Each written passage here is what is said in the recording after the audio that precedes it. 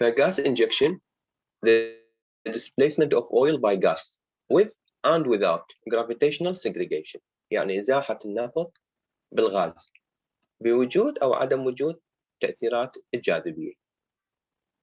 خلينا نقرأ هذا الجزء. Due to the high oil-gas viscosity ratio and the high gas-oil relative permeability ratio at low gas saturation, the displacement efficiency by gas is generally much lower than that by water. إذا بسبب اختلاف اللزوجة وبسبب اختلاف النفاذية تكون كفاءة الإزاحة بالغاز أقل مما عليه في الماء. طبعا احنا هنا نتحدث عن الإزاحة غير الممتزجة. This is basically the same reason for the low recoveries from reservoirs produced under the dissolved gas drive mechanism. The effect of gravitational segregation in water-drive oil reservoir is usually much less concerned because of the higher displacement efficiency and the lower oil water density difference. إذن الكفاءة اللي موجودة بالمكامن الدفع المائي هي بسبب أن تأثيرات الجاذبية بالنسبة للماء تكون أقل مما عليه الغاز، وكذلك اختلاف الكثافات بين النفط والماء تكون أقل، فلهذا تكون كفاءة الاكتساح في حالة الماء أعلى منه في حالة الغاز. Whereas the converse is generally true. The converse is generally true for the gas oil system. As with water displacement, a linear system is assumed, and a constant gas pressure throughout the system is also assumed. يعني هسه راح نبدي نخلي الفرضيات اللي راح نعتمد عليها بدراسة المعادلة مالتنا. Linear system, constant gas pressure في المكمن, so that constant throughput rate may be used. يعني الفلو rate أو الكيو أيضا راح يكون ثابت. Assuming that the connate water is essentially immobile، أو هذا هو الشيء الطبيعي اللي احنا بدراستنا.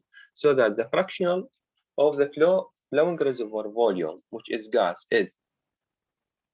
راح ناخذ هنا بالlinear displacement أو buckle leverage بالنسبة للماء أخذنا شغلة اسمها FW اللي هي water fraction. بالنسبة للغاز راح ناخذ شغلة اسمها FG. فالFG شو تساوي؟ velocity of gas على total velocity.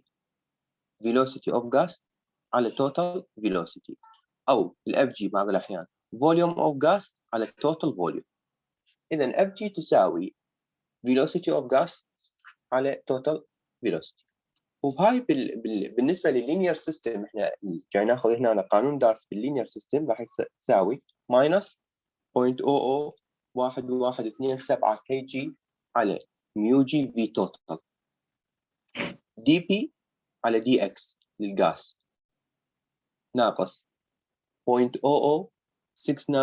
رو جي كوساين ثيتا.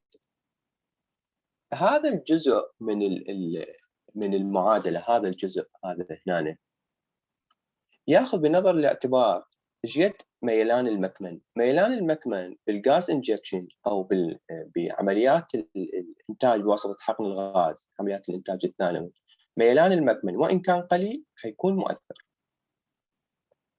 The total velocity is Vt, which is the total throughput rate divided by cross-sectional area AC. هنا ايش نقصد بها الفيلوسيتي؟ شلون محسوبه؟ الفيلوسيتي هنا محسوبه من الفلو ريت مالتي، يعني الفلو ريت اللي جاي انتج به على مساحه المقطع العرضي.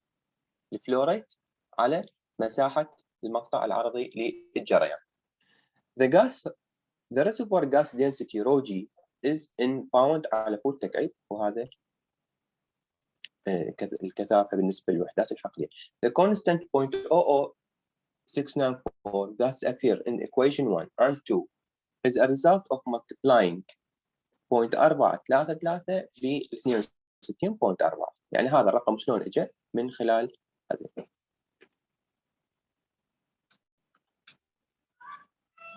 The density of water when capillary forces is neglected as they are in the application, the pressure gradient in oil and gas phase and are equal. يعني الكابيلاري فورسز هنا راح نكملها. ف الضغط راح يكون تدرج الضغط راح يكون بالمنطقة الغازية والمنطقة النفطية متساوي. فدي بي على دي اكس الاويل يساوي دي بي على دي اكس الغاز، وهذا يساوي ماينس ميو او في او على 0.001127 كي او زائد 0.00694 رو اويل في الكوساين ثيتا. هاي ايكويشن 2 اللي حكينا عنها قبل شوي.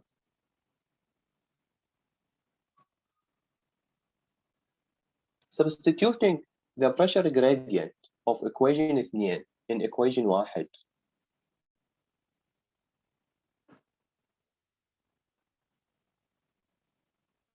Substituting the pressure gradient of equation 2 in equation 1.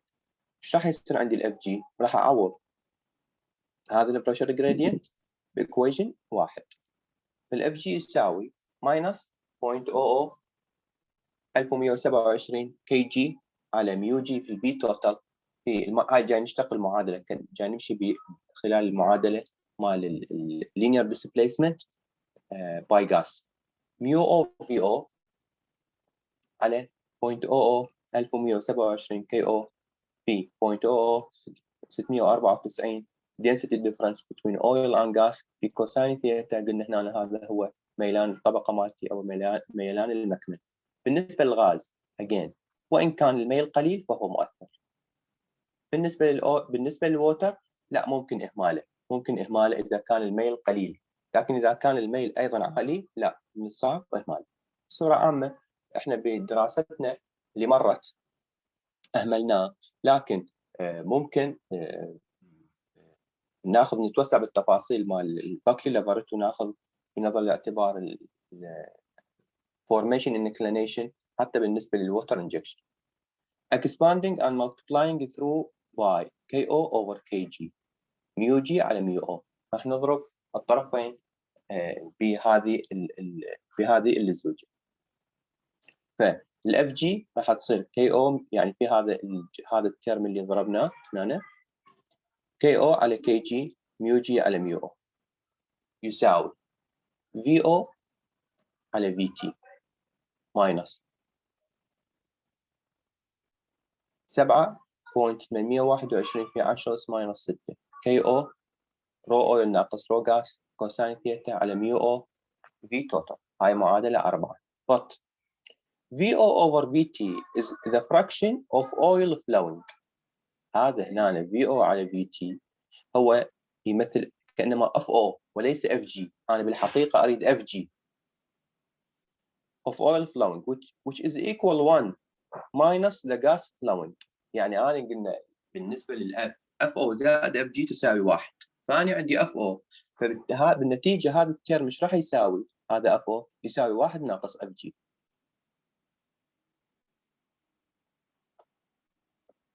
فهنا بالنهاية الاف جي يساوي 1 ناقص 7.821 في 10 ناقص 6 كي او دلتا رو اويل ناقص رو غاز كوساين ثيتا على ميو او في البي توتال على 1 زائد كي او على كي جي ميو جي على ميو او. إذا تتذكرون بالاف دبليو هذا الجزء كان ماكو، هذا الجزء كان ماكو، هذا الجزء كان ماكو، كانت معتبرين الكوساين هنا الزاوية يعني صفر مهمل، فهذا الترم كله كان يروح. لكن الآن عندنا غاز فهذا الترم من الصعوبة يروح. خلينا نقرأ هذا الجزء هسه. The relative permeability ratio KRO على KRG may be used for the effective permeability ratio in the denominator. يعني هذا ال KRO على KRG راح استخدمه، ممكن استخدمه بدل KO على KG. يعني ممكن استخدم يعني ال KRO راح تختصر ال K وتبقى KO على KG. However, the permeability to oil KO in the denominator بالبسط is effective permeability and cannot be replaced by relative permeability. يعني بالمقام ممكن تستبدل الكي او والكي جي، بيناتهم قسمه تستبدلهم كي ار او على كي ار جي، لكن بالباست ما ممكن تستخدمها. It may be however replaced by KRO PK.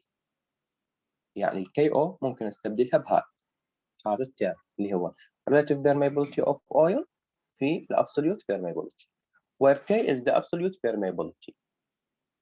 The total velocity VT is the total throughput rate divided by the cross-sectional area AC. Inserting these equivalents, the fractional gas flow equation with the gravitational segregation become. راح ندخل هسه الكيو بالمعادله، والريلاتيف قلنا راح نستبدل الكي او بكي ار او كي، هنا راح نستبدل الكي بالكي او بالمعادله السابقه، هنا هذه راح نستبدلها بكي ار او كي، وايضا ندخل عندنا الكيو بالمعادله. راح تصير اف جي يساوي 1 ناقص 7.821 في 10 اس ناقص 6، هذا الكونستانت.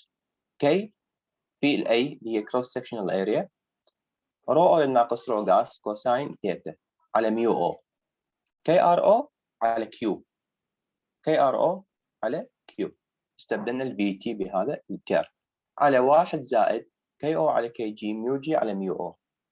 if the gravitational force are small، اذا اهملناها هاي قوة الجذب هنا، القوة الجاذبية اذا اهملناها، فالمعادلة راح تصير مشابهة للاف دبليو، اف جي يساوي 1 على 1 زائد كي او على كي جي ميو جي على ميو او. هاي معادلة ثابتة. although equation 7 is not rate sensitive، يعني ما بيها الفلو rate، i.e. it does not depend on the throughput rate. Equation 6 include the throughput velocity and therefore are sensitive. Since the total throughput rate is in the denominator of the gravitational term of equation 6, rapid displacement, i.e. large, reduce the size of a gravitational term, and so causes an increase of fraction of gas flow Fg. A large value of Fg implies low displacement efficiency. كل ما زاد ال Fg كل ما كان كبير، إذن أنا كفاءة الاكتساح عندي قليلة. ليش؟ معناته الغاز جاي يهرب، جاي يطلع مبكر من البئر، بيصير عندي gas breakthrough مبكر. If the gravitational term is sufficiently large, Fg becomes zero or even negative, which indicate counter current flow of gas up dip and oil down dip result in maximum displacement efficiency. فإذا كانت ال Fg، خليك وياي، إذا كانت ال Fg صفر أو سالب، معناته أنا عندي إزاحة بالغاز زينة. إذا كانت ال Fg صفر أو سالب، معناته الإزاحة بالغاز زينة. In the case of gas cap overlies most of an oil zone, the drainage is vertical and cosine theta أو cosine alpha العفو يساوي 1. In addition, the cross-sectional area is large. If vertical effective permeability KO is not reduced to very low level by low permeability strata, the gravitational drainage will substantially improve recovery. كاتب هنا